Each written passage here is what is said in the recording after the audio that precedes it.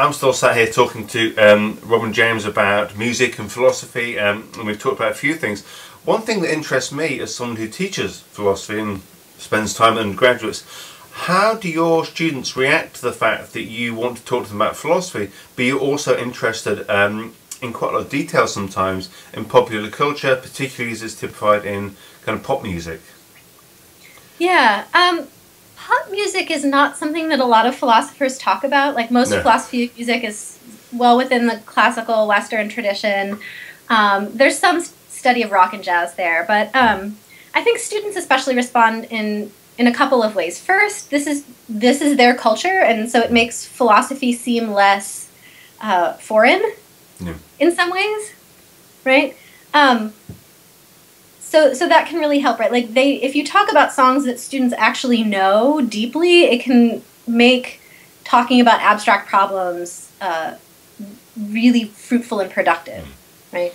Sometimes they're a little surprised, right? They think like, oh, this is not elevated enough. Yeah, right? I was wondering about How whether that can you pop culture sometimes be got that so reaction. deep? Yeah. Yeah.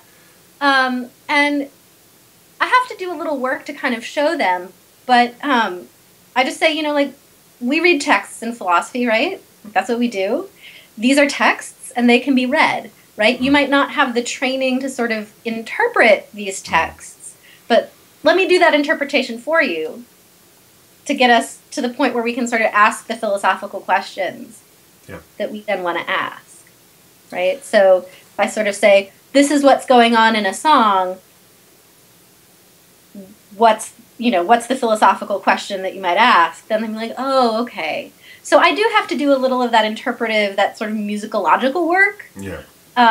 Precisely because, like, students can easily deconstruct a video, but they don't have those same critical skills That's with interesting, sound. isn't it?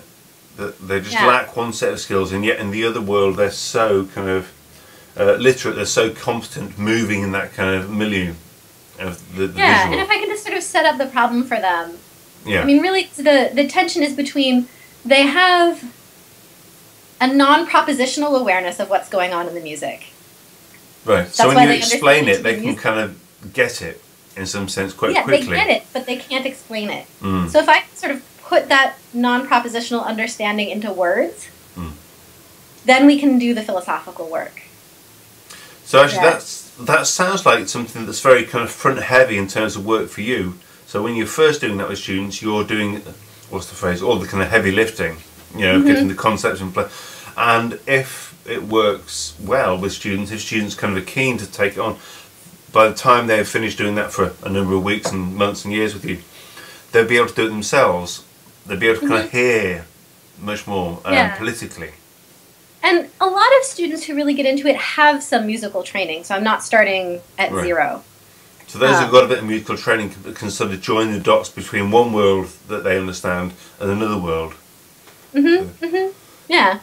One question I had that was lurking at the back of my mind, and this may be because I'm slightly older, but I was wondering whether students sometimes feel that the world of popular music is kind of, or the world of very popular contemporary culture is kind of theirs.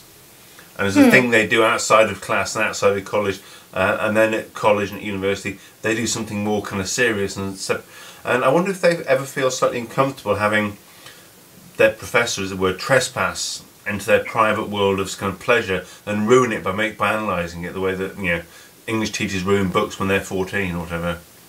Yeah. I think some students are resistant to this idea that, like, they don't want to find anything deeper. Yeah.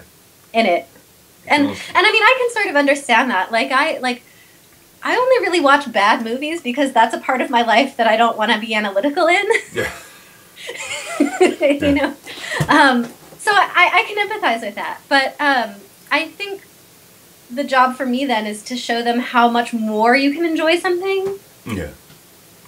By understanding it, I think and it's probably because I'm me and I'm younger and I have purple hair.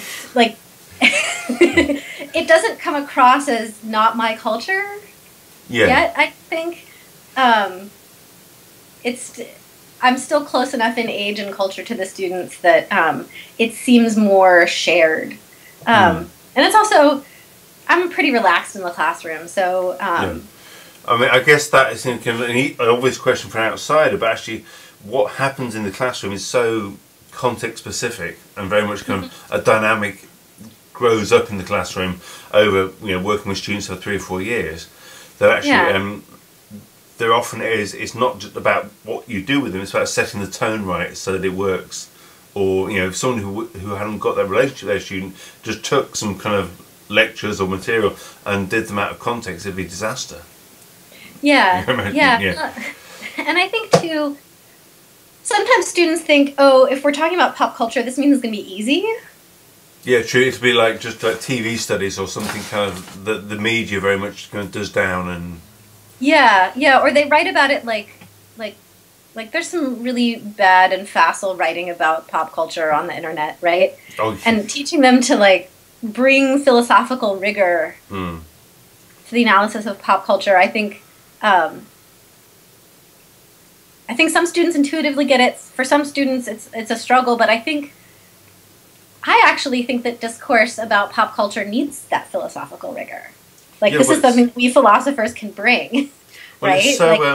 It's so, particularly for many young people, it's so omnipresent in their lives that to consume it and be exposed to it uncritically should seem to a philosopher kind of dangerous, terrifying, toxic, to live in a world where you're subjected to all this and yet you have none of the tools to kind of deal with it at more than the most superficial level. Sounds kind of like a dystopia. Yeah, exactly. Well, and I think too, especially, I know this is common in the US and in the UK, right? Philosophy has to fight for its relevance. Why should we still... Just a bit, yeah. Right? And if we...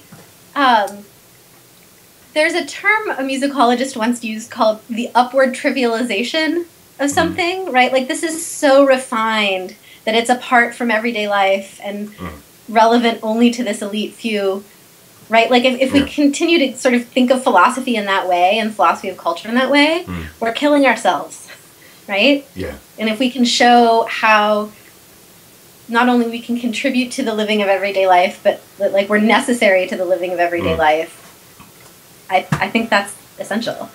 Yeah, absolutely. I think that's a really kind of good note to thank you very much for talking to us and say, of course we need philosophers, more of us. Thank you. Yeah. Thank you.